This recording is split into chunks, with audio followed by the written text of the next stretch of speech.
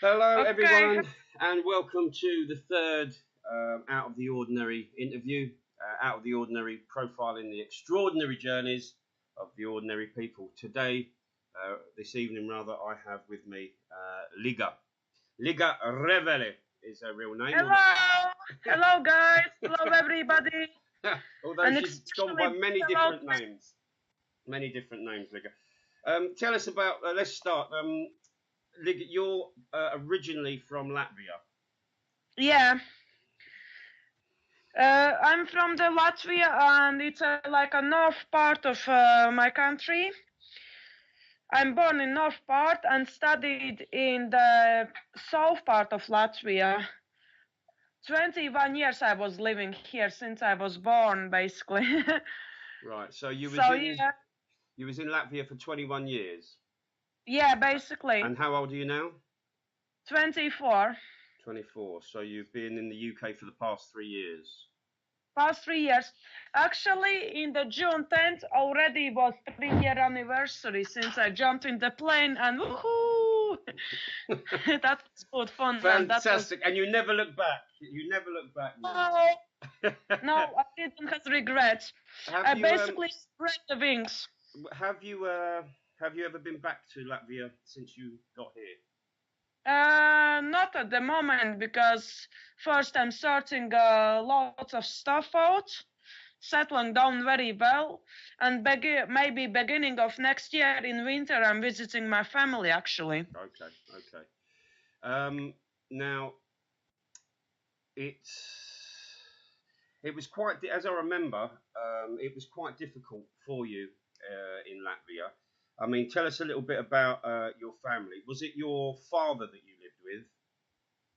Yeah, I lived with my father for like 3 years. I was in the foster family before then. After 18, I lived with my grandmother for a year. And then I reconnected to my father. It was like a first time in 17 years I met him again. And when we reconnected, we went basically had a night out and I was 19. Okay. It was Um, names. it must have been very. It's hard for me to even imagine. It must have been very emotional that you've been in foster Yeah, it care. was. Yeah, yeah.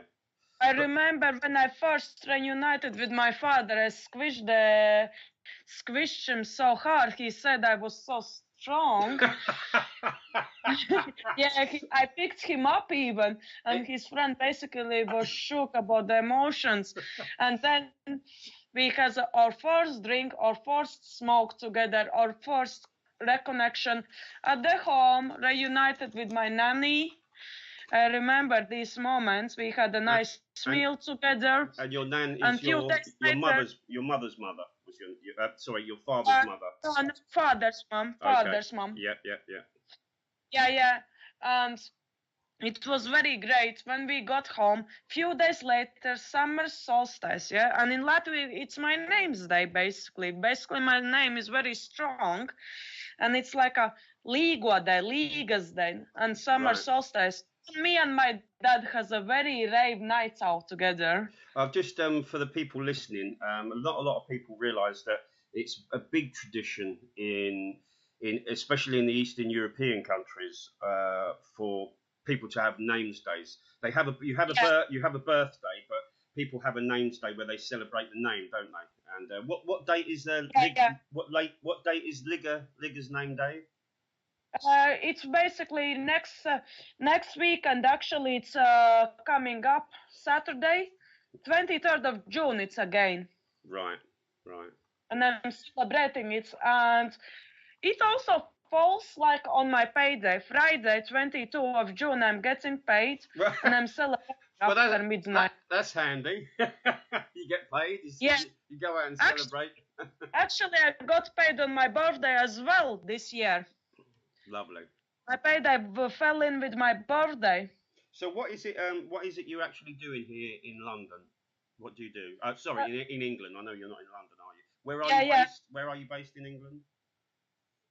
I was in the various places, like half of country explored, but the best settled down was London, and my second one, since I met ex-boyfriend, is Liverpool. Of course, I still remained here because I was very well settled with my job. Right. But that you've been in the West Country down in Cornwall, haven't you? You worked there for a time. Yeah, yeah.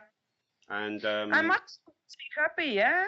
It's the best way. Actually, I don't regret because my father told how proud is he about me spreading the wings this way, which is never, not everyone could do like that. Everyone in work says the same.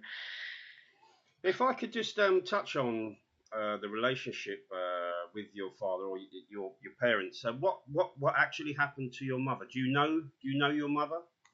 Yeah, yeah, I know. It was like she raised me and she took me away from father. She wasn't the nicest woman she could be, yeah, but she tried to as well work and live in England, but she was too lazy, didn't want to work much, always complained about everything in job, which is basically typical which wasn't typical for Latvian woman at all. Well, you're a testament to the hard working ethic that Latvians have. Eastern Europeans are most of them, even the young generation in my age are more like a developed with a strict parenting. It's not like a spoiling. You get spoiled if you did good job, but if you was naughty, you basically know what's happening. You get either time out or get punishment. If you misbehave, you have to fight 10 wolves in middle of the night in forest. Yeah. Basically. Or just deal with military belt over the back. In Europe, it's the fact woman and man has a equal type of jobs. They both work hard, yeah, which was unusual for my mother, while my aunt was actually opposite my mom. Yeah, I know her, but haven't spoken to her since I was 14, I guess. Right. So what age did you go into foster care? I was between 14 and 15 till I turned 18. And then after I went to my mom's mother. Right. Yeah, I spent time with my... It seems like you spent a hell of a lot of time moving about, not just in Latvia as a young woman, but obviously over here in England as well. Do you think you'll ever settle down somewhere? It might happen, yeah. Because I mean, in terms of just a quick question, in terms of immigration, what is your status now that we're all trying to leave the European Union? You'll be able to stay in England, will you? I will, yeah, because I moved in before Brexit was. Oh, okay. Well, yeah, before the Brexit was voted, I was here before, and it means next year I can apply for citizenship as well. Oh, fantastic! Oh, well, that's good. I might think to go to acting courses or some creative courses to maybe upgrade myself or whatever before I apply for citizenship while I'm working, and yeah, my goal is thinking to do more than the second part job, like do very good job. I'm very happy with the quality of life I have now because I'm earning the money, and actually on the nights out, once the bar was Brexit area, like a pro is foreigners out, but he has a convo with me and he said, maybe some foreigners out, but you should stay. Like a pro-Brexiters even said they want me to stay. I don't know why. Oh no, I think I can suggest why.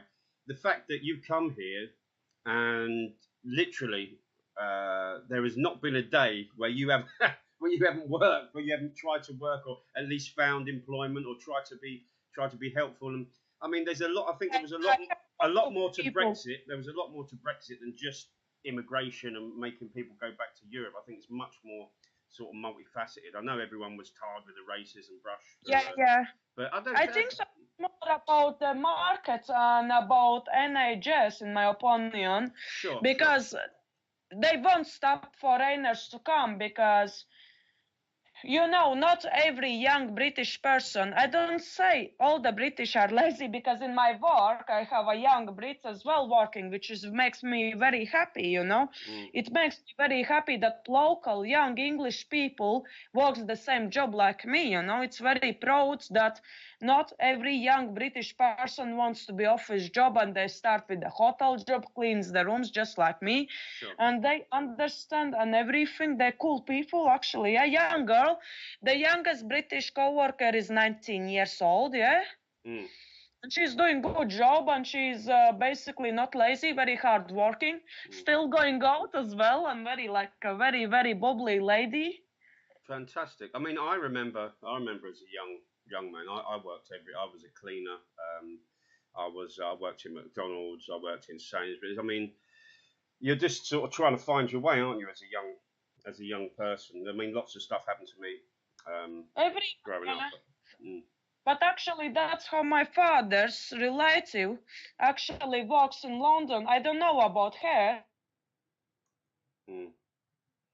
Now, for people listening who perhaps have not even ever heard the Latvian language, I know a few words. For example, I know breka is cheers. So if you're having a drink, breka, you you say that before you take a drink. Let me see if I remember. Scoops is to kiss.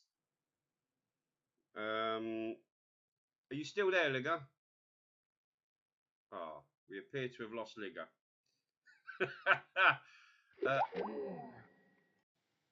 So yeah, we've got Liga back now, hopefully. And I was just talking about the Latvian language and how breka is cheers before you take a drink. Breka, cheers, yeah. Scoops is to kiss. Scoops. Let me. Ešteva milu is I love you. Plane is lidmašīna. And yeah, and an aeroplane is a ligmašīna, not to be confused with Liga. Yeah, and he gave me nickname Lid Machine because how I flow here and because it's so fantastic. And look, the Latvian language is actually a Baltic part, which some people thinks that it's quite Slavic, you know, right. Because of Latvia being part of Soviet Union. Baltic language includes Lithuanian, Latvian, and very, very rarely known Prussian, like a Prussia, right? Not yeah, and actually they are Baltics. And the good fact is, in the London when I worked, someone was Prussian, one of the Lost Nation people. Still, some people remains. And the fact when he spoke in his language could understand so many words, just like understand Latvians and Lithuanians. Lithuanians are quite similar, but the East Prussia, I think, during the 18th and for most of the 19th century, East Prussia was that area that was Latvia, wasn't it? If I'm not mistaken. Actually, Latvians, like, if I go to ancestry.com, pretty sure in my genetics will show up Prussia because it's a Latvian, basically. Prussians are basically all the Baltic ancestry, including Latvians and Lithuanians. They're basically the same, just a bit differs from Latvian, Prussian language. Very little differs. Okay. But yeah, you know, speaking about Baltic languages, the Estonia in the language group is nothing to do with Latvian because it's more like a Scandinavian group. Right. It's a location that defines them as the Baltic state, but not a linguistic part. It's quite a bit different friend. Now I remember, I remember speaking to you a long time ago, and your love of fantasy, your love of sci-fi, your love of superheroes. I mean, that goes way back. What sort of age were you sort of getting into this, into that sort of thing? I think so. I was very early age. I was watching Street Sharks, Teenage Mutant Turtles, you know, Action Man, X-Men. But you seemed, you always seemed like, you always complained that there was no one who really was into the same things, and I think a lot of the time you seemed quite angry that you didn't know anyone that you had things in common with like that. So what in Latvia there's not a big geek community, there's not a big nerd community in Latvia, or is it frowned on? Right now it's actually growing in Latvia. It just started in the Riga, yeah. Right. Riga's the capital, isn't it? Yeah. Mm. Yeah, and in Riga they are doing the unicorn, which is quite international, yeah. But Latvia has a unicorn. Mm. Lithuania or Estonia has a hyper Japan, how I hear from my Latvian friends. And I have a few Baltic cosplay friends, but it's still developing. It's in the development stage now. That's good. I think before maybe they thought you're not a real man if you like a superhero and sci-fi. You have to chop trees and wrestle bear, you know. So maybe it's gaining traction now. And it's like a Latvia is still recovering from the Soviet as well, which is the point. But now more and more people actually start explore the superheroes through the movies. And when I was in Latvia last year, was few Russian or Latvian superhero comics like a kids ones, yeah, but was some Marvel stuff popping up, which means it was very fresh before I moved out actually. Right. It's in the. I think I can hear that's a can of lager. I can hear you crushing there in the background. Is it? Yeah. I remember again. I think your alcohol consumption has certainly gone up since you've been in England. But I mean, I don't think that's maybe part of it is to do your growing up, and obviously you don't drink as much when you're 19 as you do when you're 24, or at least you shouldn't. Speaking about how much I drank at the London on the end of May, it was like I started consume alcohol like after 10 o'clock in morning in my hotel room. And you're a woman after my own heart. 6 and 7 drinking. I can wake up at 7 and start on the whiskey, but that's another story altogether. Now, you mentioned your ex-boyfriend when you first come to England. You met a guy who again was into sci-fi fantasy, and I think you went to a number of conventions and you did cosplay with him. What was his name again?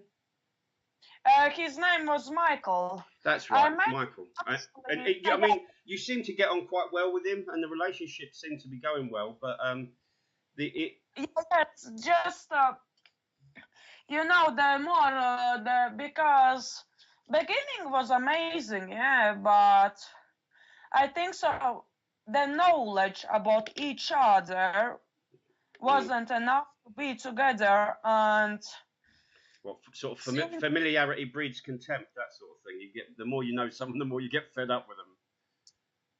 Also, maybe I wasn't ready because he was actually trying to get with me before, and I just gave the try, you know. And first less than like 9 months was okay, but. And what happened? What was it? A bad breakup? I mean. Was there any? I'm trying to remember. There wasn't any physical violence between you and him, was there? I know you've certainly got a temper on you, but. Oh no, but he has insecurities actually, because since I has a friends, you know, And since I'm loyal girlfriend, he didn't understood that I connect to my friends and he could trust me. After breakup, he said he never trusted me, which was basically breaking point that, okay, I'm not going back together, which means But you're still. I mean, whenever I've heard you speak about him, you still speak about him fondly. You don't hate each other, do you? I mean, I know you're. No. Actually, we bump into each other at Comic Cons in London. We speak nicely. Oh, that's good. That's good. Yeah. Hope you okay. That's all. Mm. I ask. All I wish is he's okay. That's all. Yeah, And that's a good philosophy to have. It's just that I remember you're right. The status that I remember you putting up wasn't about hitting him, wasn't it? About hitting your roommate once. Yeah, but also my ex, he was actually mentally abusing me, and was the thing that I left the house keys in London. Of course, they was sorted, yeah. The keys was sorted, and he was going on, and I even didn't hit much. I basically just very little boop or lightly, and he has no bruises, so basically he turned the tables upside down. So even after London Comic Con, 2 months after breakup, I was, in the London Comic Con making out with another fella. So I found out his bad sides. He went bad after breakup. Right. And he didn't like I kissed another fella and actually tried to con money off me, yeah? I owed him money, but I paid it back, yeah? But he tried to con the money off me using his mom, which was not nice because his mom should connected me if she needed money off me, yeah? Sure. Which because he decided to use money and stuff as excuse to try get back together, which was like I try to peace. Actually, that status was forced. It was forced, actually. Right. But after this havoc, fiasco, okay, we went back friendly, chill. Yeah, it's good that I mean, it goes up, it goes down, like a dying wildebeest, it thrashes one way and then it thrashes the other, and hopefully eventually it has a peaceful death, But he had preparation for the London Manchester Comic Con, and I was going to London Phil Comic Con, yeah. And I sorted some of his costume stuff nicely, I was nice enough to help him with his Aquaman costume. Sure. With the dolphin slippers. He has a classic Aquaman, and he has a dolphin slippers, like a ride the dolphins like a skis, water skis. So I still assisted him, but on the September once he got Sorry, back to the cosplay community that you became involved in as well, and now you're not seeing anyone at the moment, or you don't have a boyfriend at the moment. No, because as far as I mean, you certainly get a lot of male attention. Well, and for that matter, a lot of female attention on your status. And I think because you're a very gregarious person, I think that's the right use of the word. Because you're a very outgoing person, you do garner a lot of attention. And I know you've complained about it sometimes. You complain about the level of. No, I got used to it, because since I go to Comic Cons, Yeah. Hello? Yeah, I'm here, I'm listening. Since I go to Comic Cons, I manage that ignore all the people's, thirstiness, yeah? I just having a fun, that's all. Yeah, well, no, you're certainly friends. You'll certainly have a lot of friends in. But I mean, the last interview I've done, which was with Eleanor, and she mentions, and maybe you've had similar experiences. The level of friends that you have, the number of friends that you have, they don't once you come out of that community, everyone simply forgets you. It's a very superficial community. Would you agree with that? I mean, yeah, I agree. But at the some point, it depends what kind of. It's a very, very complicated topic. yeah. You hear me, yeah? But most of time, I actually ignore all the cosplay negativity, and I manage to ignore all the crazy fellas and everything.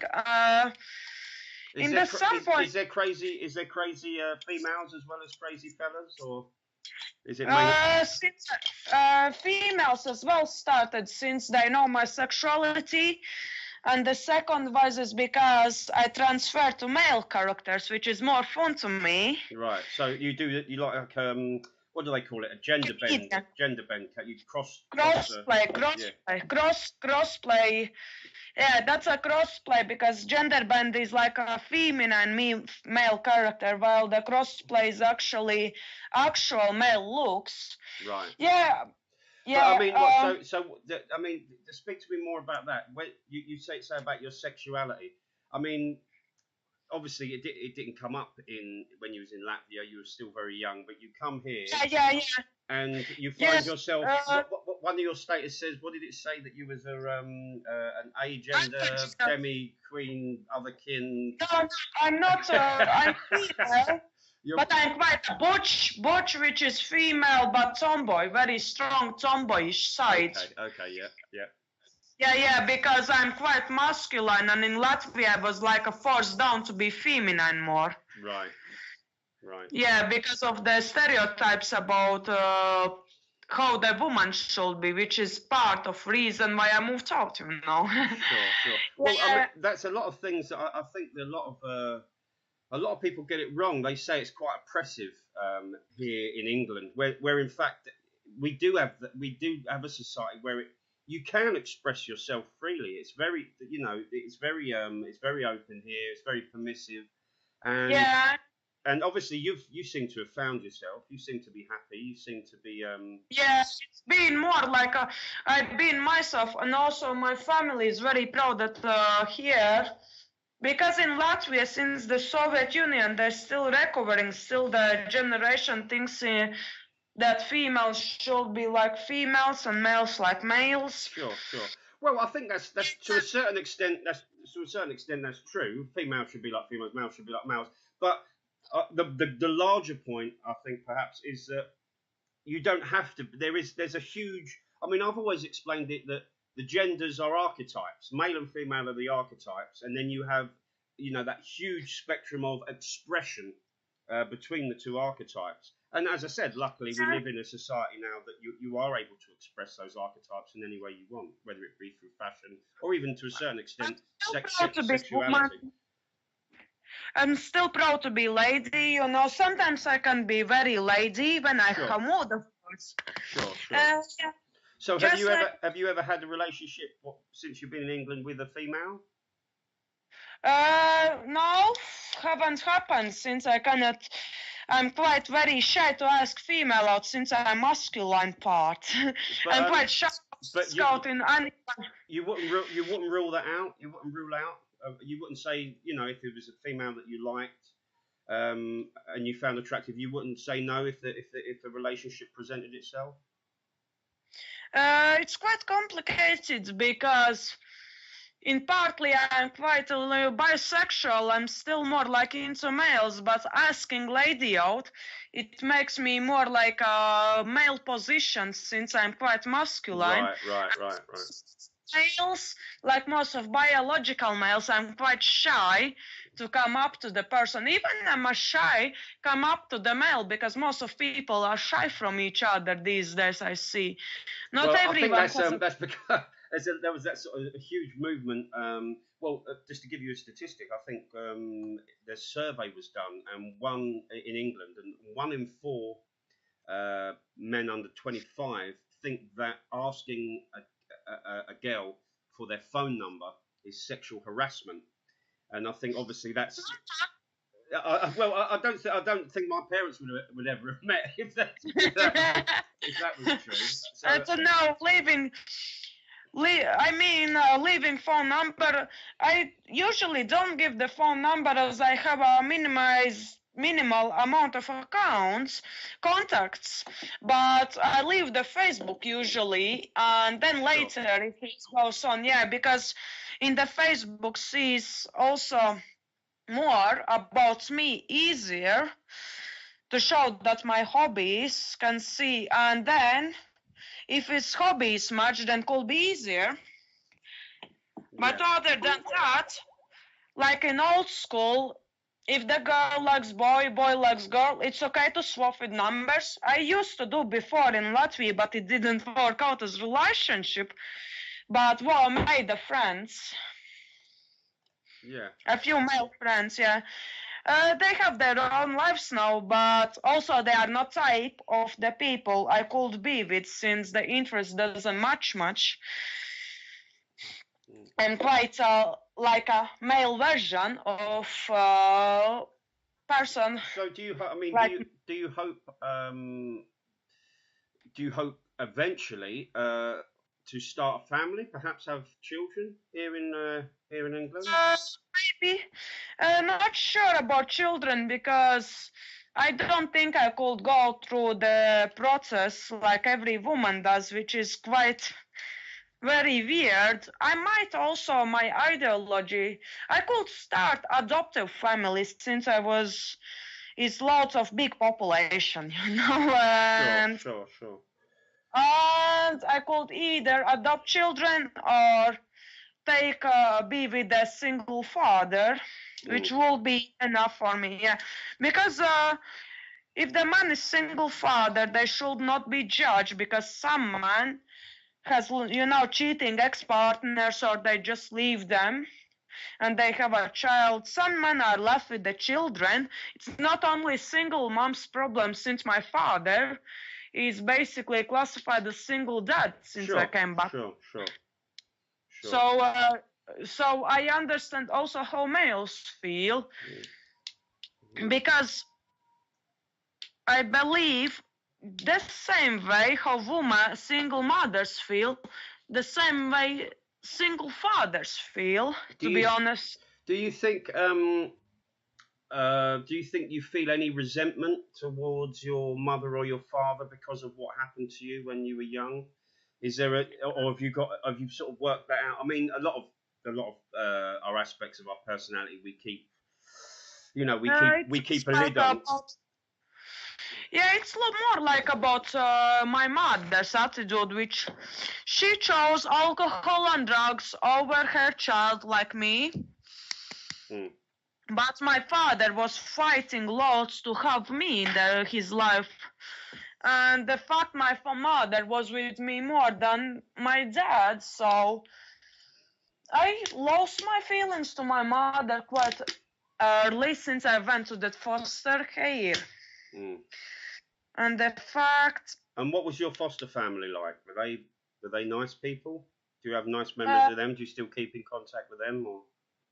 Actually, wasn't that good, because the reason why the people started foster families, because one of schools was closed, so they decided to make money of the fostering. Right. Which is basically while the foster father, who was genuine person, left for the extra job in Germany to do street musician job. Like he was music teacher, but also he went on Christmas holidays to do music on streets. And while he was away, foster mom was basically on alcohol and being a bit mad. And she has her own kids, 3 foster children, me and 2 little boys. It was quite complicated story. It sounds very complicated, It's But the children, the 2 little boys was taken away, and I was just 2 weeks away from 18, so kept me 2 weeks here, and then I moved out with my grandmother, mother's mom. And foster mother basically, she was on alcohol. That's the one of reasons why she got basically demanded to have a right to do fostering because she didn't do the job like she's supposed to. Right, right. Well, now that you're here, in England, and as you said, fairly safely, as soon as you came in before the Brexit stuff went down. I know that you're a very creative person. I know, for instance, that you design and make a lot of your own costumes, but you also did a lot of artwork, didn't you? Yeah. You have some. Do you? I still do. Yeah, no, I still do. Do you think ultimately you'd like to move in that direction in terms of in terms of what you do for a living, in terms of your work? Would you like to branch out and start to do things and make money from your art or your creativity? Maybe.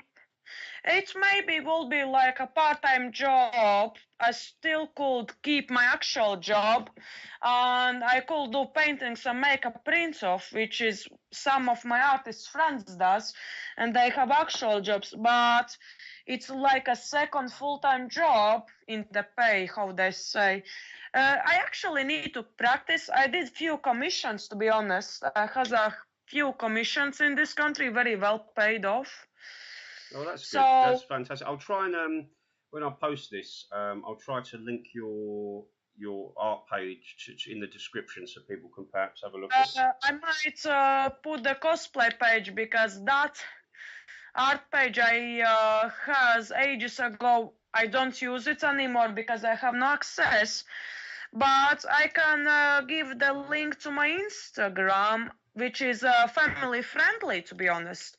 It has not my Facebook memes or the crazy stuff, you know. Thank God, thank God it's family friendly. Yeah, I keep my Instagram.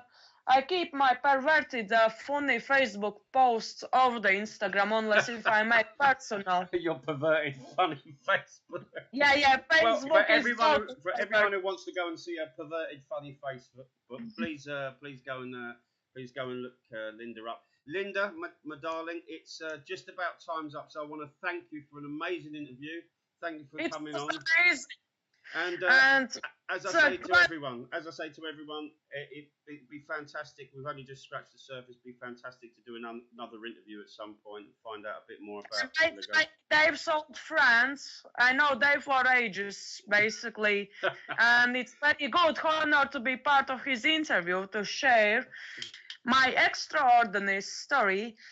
And yeah, he will give the links to my Facebook cosplay page and Instagram. It's most of time. Also, I hope everyone have a nice day, and I maybe go about to be raving tonight. You know, I'm tomorrow. Well, if you go out raving, have a fantastic time. It's been a pleasure talking to you, Liga. You take care of yourself. God bless you. Whatever you perceive him or her to be, God bless you, and we'll speak soon, I'm sure. Take care, Liga.